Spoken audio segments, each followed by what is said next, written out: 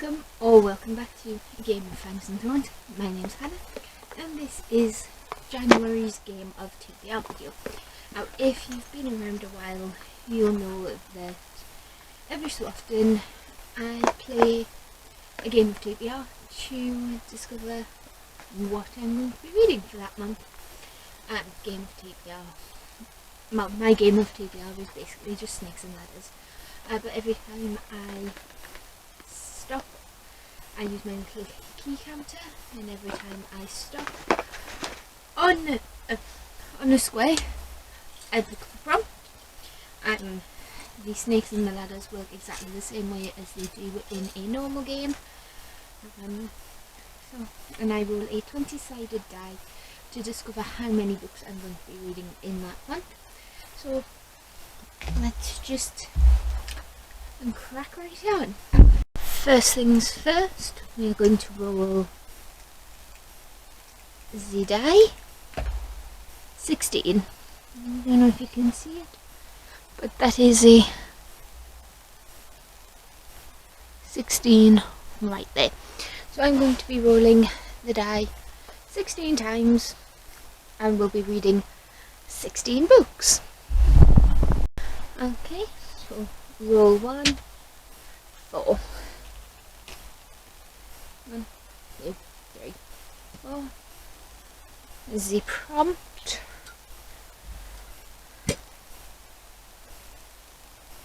is read a book that you got second hand.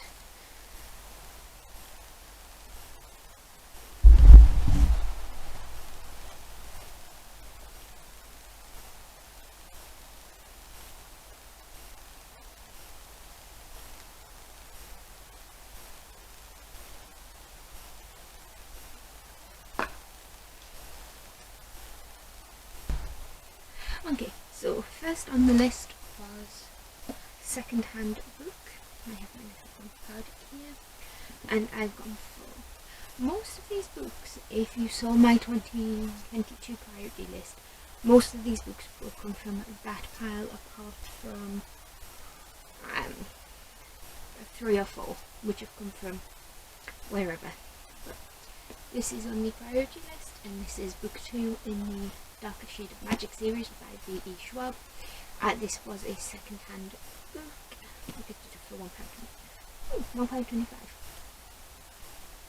And Kel is one of the last magicians with the ability to travel between parallel universes, linked by the magical city of London.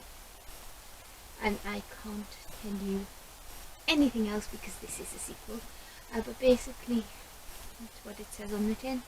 Kel can travel between these 4 different Londons, and when he's there, he meets Lila Bard, who has secrets of her own. We don't really know much about her, and it goes from there. The first book in the series did feel like an introduction to the characters and the world, so I'm interested to see if the plot picks up in this and where it goes.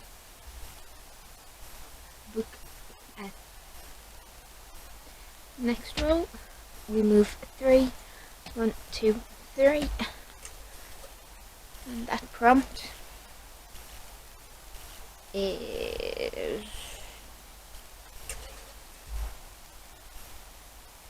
so second pick, read a random book blindfolded pick.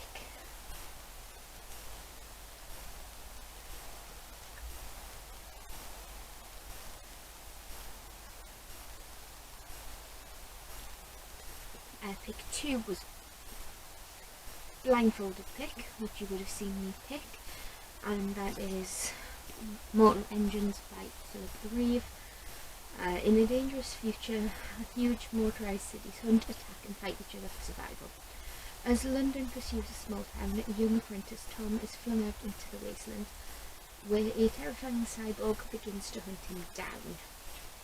Now, I have seen the movie, and I did enjoy the movie, so I'm interested to see which parts of the movie were changed for the plot, which parts of the story were changed for the movie, if stuck to the plot, or if they pulled in bits from second and third books, which does sometimes happen.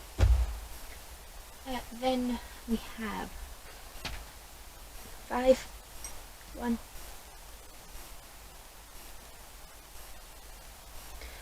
1, 2, 3, 4, 5.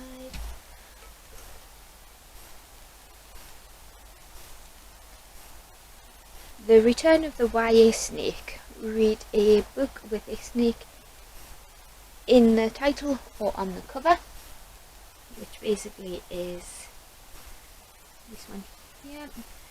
Read a book with a snake in the title or on the cover.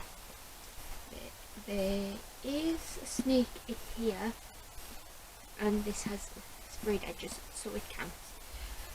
This is Kingdom of Souls, The Last Witch Doctor by Irina Baron. This has been on my TBR for far too long. Born to a family of powerful witch doctors, Ara yearns for magic of her own, but she fails at born magic, fails to see the future, and fails to call upon her ancestors. With each passing year, her ambitious mother looks on her with ever-growing disapproval.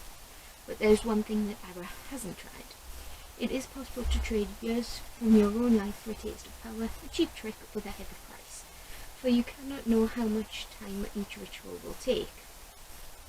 This is something Ara would never stoop to until the city's children start to disappear. When Ara trades her years for magic to catch the child snatcher, she uncovers secrets so shocking and terrible that her world is changed forever. The Demon King, dormant and imprisoned for millennia, is stirring, and his return would bring Ara's world to its knees. Caught between gods and monsters, her ancestors and her future, Ara's only hope is to sacrifice more and more of her years to save her family and her kingdom, but time is running out. I think this was either Fairy Loot or a Lumicrate. A Lumicrate. Oh, there's a snake there. So, that well and truly fits that prompt, methinks.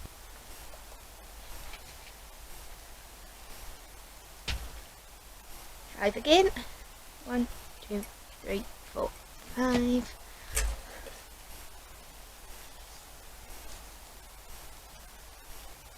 Read a story set in winter.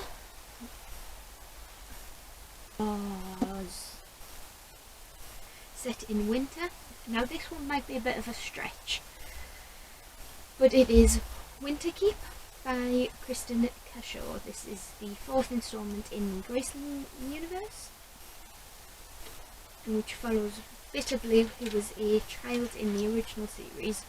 I think she was mentioned in the first book, and then she had her own book, which was the 3rd one, which picked up a couple of years after the events of the first one. But something is rotten in the heart of Winterkeep. Winterkeep is a land of miracles, a democratic republic, a place where people speak to telepathic sea creatures and adopt telepathic foxes as pets. But when Queen Bitterblue's envoys to Winterkeep drown under suspicious circumstances, she and Gideon and her half-sister Heather set off to discover the truth. Navissa Cavender is the teenage daughter of a powerful scholar with a fairy inside her that is always hungry. She is the key to everything, but only if she can figure out what's going on in Winterkeep before anyone else, and only if she's willing to transcend the person she's been all her life. I fully admit this one might be a cheat. It says winter in the title, so I'm counting it. My games, my rules. 1.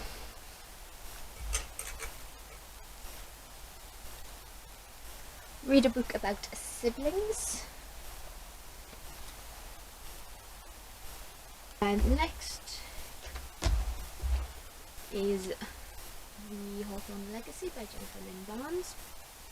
And this fits the prompt of a read a book about siblings. Now this is the sequel to the Inheritance games. This accounts for siblings because the main character, Avery, is a younger sibling, and the Hawthornes are the family that Avery gets involved with once their grandfather seemingly randomly gifts his inheritance to her. They are all brothers. I think there's 4 or 5 of them. off the top of my head. So, book about siblings. Can't really tell you too much about this one because obviously it is a sequel. I think it's the conclusion to the duology as well. But basically, in the inheritance game, we follow Avery, who's recently come into quite a bit of money by a random old guy, and he has set a puzzle for his heirs, his grandsons, to follow, and Avery just seems to get swept up in the middle of it. This is the fallout.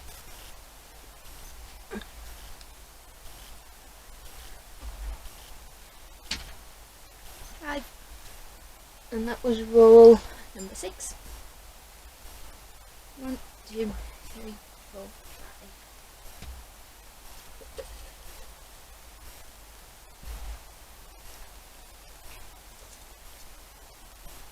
5. Read a tome. So for me, a tome is a book over 500 pages.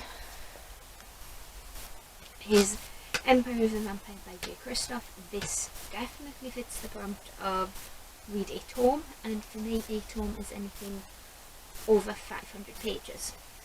This is about 700. So it has been 27 long years since the last sunrise. For nearly 3 decades, vampires waged war against humanity, bringing their eternal empire, building their eternal empire even as they tear down our own. Now only a few tiny sparks of light endure in a sea of darkness. Gabriel de Leon, half man, half monster, and last remaining Silver Saint, a sworn brother of the Holy Silver Order, dedicated to defending the realm from the creatures of the night, is all that stands between the world and its end. Now imprisoned by the very monsters he vowed to destroy, the last Silver Saint is forced to tell his story. A story of legendary battles and forbidden love, faith lost and friendships won, of the wars of the blood and the Father King, and the quest for humanity's last remaining hope, the Holy Grail. And this is actually quite an intimidating one.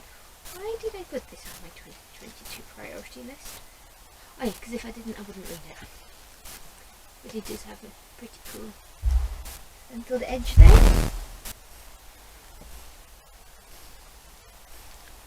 Move 7, 1.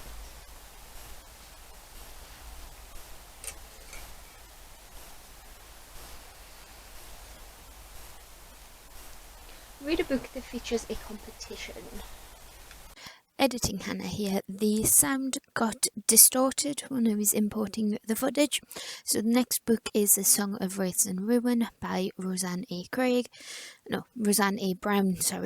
and it follows our protagonists Malik, whose sister is captured on the way to the I'm doing this from memory here, but it follows Malik, whose sister is captured on the way into this city, and as a way of getting her back, he agrees to enter the Solstasia competition. And then we also have our princess, who wants to bring her dead mother back. She does that by blood magic, and she gets the king. She needs to sacrifice the heart of a king. She does that by offering herself up as her hand in marriage as a prize to anybody who wins the Solstasia festival. 6. 1, 2, 3, 4, 5, 6.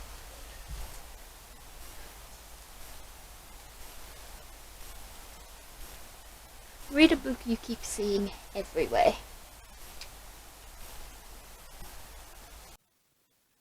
Again, the sound got distorted. I don't know what happened. But the next book is a book you see everywhere pick, and I picked up A Frostheart by Jamie Littler. Technically, it is the third book that I see everywhere, but I don't own the third one. I only have the first one, so it seemed a good excuse as any.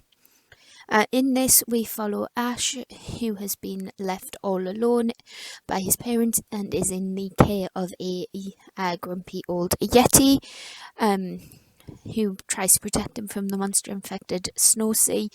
And then Ash finds out he has hidden powers and is is sent to the Frostheart, which is an explorer's sleigh, and goes on an adventure.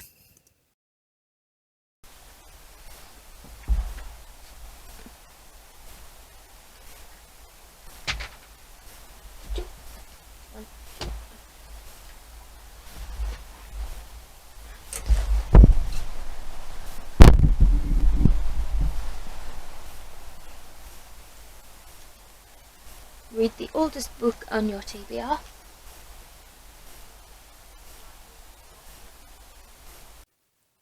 The next prompt was the oldest book on your TBR, and I picked up Three Dark Crowns by Kendall Blake. This is another one that's been on my TBR forever. Don't know if it's the oldest book, but it is one of the older, and it follows the three princesses, the three heirs of Fenburn, who all have a different ability, and on the night of their 16th birthday, they are tasked with destroying each other. I believe there is Arsenal, who is a naturalist, Catherine, who is a poisoner, and there's one more whose name I have forgotten, and I've forgotten what her gift is. But that's that book. Rule number 9. 1.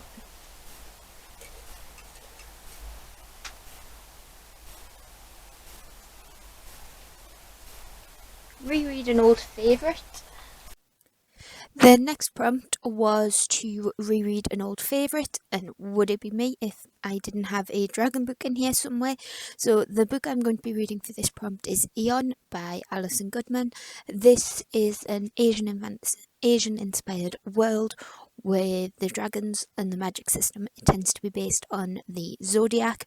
We follow Eon, who is training to be a dragon eye, which is what they call the dragon masters in this world, and every 12 years a new dragon tends to come into ascendancy, and this time it is the turn of the terrifying rat dragon. What I really remember about this book is how vivid everything seemed to be at the time, and we also dealt with quite heavy topics, or what I felt were heavy topics at the time of reading, and I did thoroughly enjoy it, and I'm happy to reread it. Roll 11. 5. 1, 2, 3, 4, 5.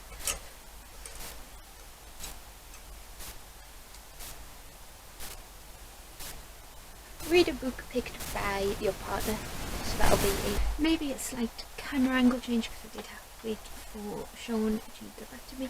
I sent him a text with a couple of books that I wanted to read and gave him the option of which one to pick. If you've seen last week's vlog, the one that's entitled Christmas Week, you'll know that he did get me some books as well, so they were on the list. Then he would have picked that one or something else, and I was right.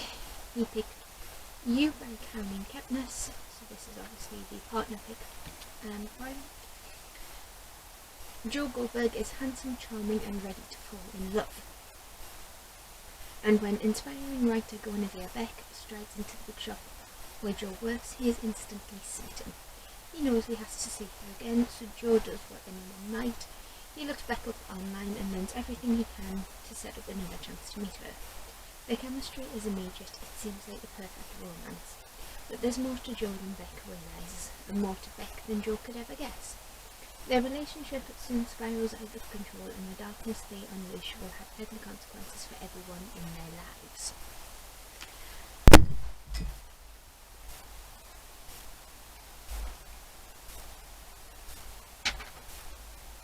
Five. 1, 2, 3, 4, 5.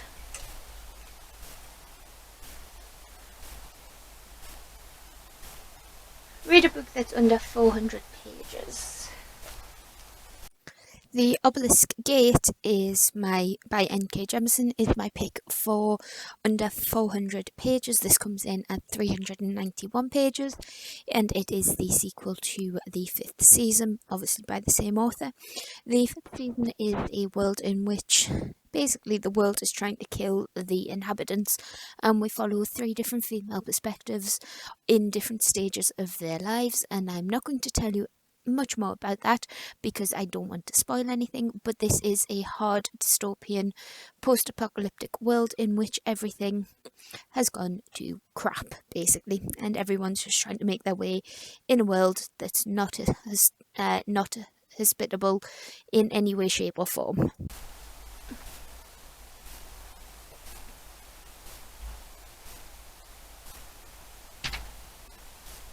Three. One, 2, 3. Aha, you can go up the ladder. Haha.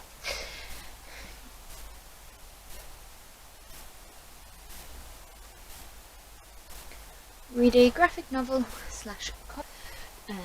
until Sean got back to me because I needed to know which book he was going to pick so I could pick up which volume of the graphic novel. So I'm picking up Lock and Key Volume 1 by Joe Hill and Gabrielle Rodriguez. This is the graphic novel that the Netflix TV show is based on. Lock and Key tells of Key House, an unlikely New England mansion with fantastic doors that transform all who dare to walk through them, and home to a hate-filled and relentless creature that will not rest until it forces open the most terrible door of them all.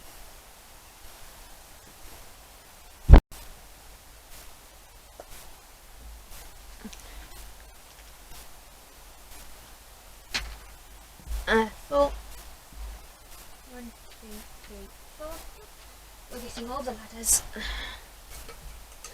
which usually means there's a snake around there somewhere. Read a book you think will be sad. Okay, so the next prompt was a sad book, and for this I picked up Justina Ireland's Deathless Divide. This is the sequel to Dread Nation. I'm counting this as a sad book because it is about zombies and the fallout from the American Civil War in an alternate universe where zombies rule the... Zombies are alive, they're a thing, and if you are a person of colour or Native American, Indigenous American, you are sent to these schools to be educated in how to kill zombies. And Deathless Divide is the sequel to that, and I'm expecting it to be quite sad in places.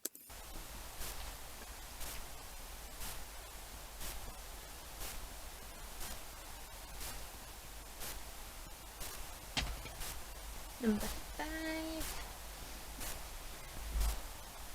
1, 2, 3, 4, 5.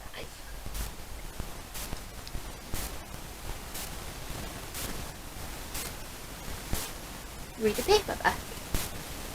The next prompt was for read a paperback, nice and specific, so I went for a middle grade. I picked up Willow Moss, Starfell, Willow Moss and the Lost Day. It's a cute middle grade, I'm hoping, and all I know is that it follows Willow, who is the least magical in her family, and last Tuesday has gone missing, so it's up to Willow to find it. This roll was roll 4, and the prompt was read a book you've heard is a bit odd. The camera, again, audio, I don't know what's happening with it. The last prompt was a book you've heard is a bit odd, so I went for Naomi Novik's The Last Graduate, which is book 2 of the Scholomance series. This is a young adult book where the Maleficara, or magic monsters, are out to get the teens that use magic. They are popped into this school to try and protect them while they learn how to use their magic. Excuse me. I'm counting it as an odd book because of the writing style that is used. It is quite conversational, and Elle, our main character, does go off in a tangent. So that's that, and that's all of the books I'm going to be reading in January. Thank you so much for watching this video.